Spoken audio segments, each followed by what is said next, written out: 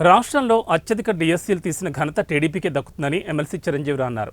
విశాఖ జిల్లాలో ఆయన సమావేశం నిర్వహించారు. గత వైసీపీ ప్రభుత్వం ఉపాధ్యాయుల సమస్యలు వినలేదు, వారిని గౌరవించలేదని అన్నారు.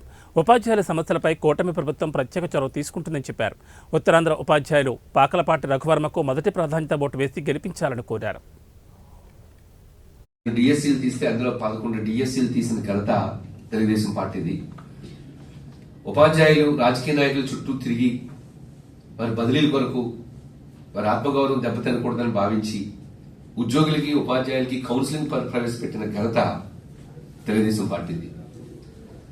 అలాగే మొన్న 2014లో తెలంగాణ విడిపోయినప్పుడు అక్కడ కేసీఆర్ ముఖ్యమంత్రి గారు 42% ఫిట్మెంట్ తో పీఆర్సీ ఇస్తే అంతకంటే 1% అయినా సరే మనం ఎక్స్ట్రా ఇవ్వాలని చెప్పి మన ఆంధ్రప్రదేశ్ రాష్ట్రంలో చంద్రబాబు నాయుడు గారు 43% ఫిట్మెంట్ తో పీఆర్సీ ఇచ్చిన ఘనత తెలుగుదేశం పార్టీది.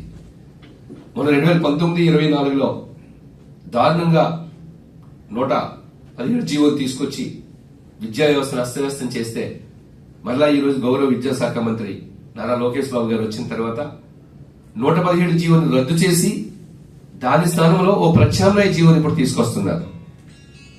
గత ప్రభుత్వానికి ఇప్పుడు ఎన్డీఏ ప్రభుత్వానికి తేడా ఏంటంటే గత ప్రభుత్వం ఉపాధ్యాయ సమస్యలు వినేది కాదు, వారి అభిప్రాయాలకు విలువనిచ్చేది కాదు. కానీ ఇప్పుడు ఎన్డీఏ ప్రభుత్వం ఉపాధ్యాయ సమస్యలు వింటుంది, వారి అభిప్రాయాలకి విలువనిస్తుంది.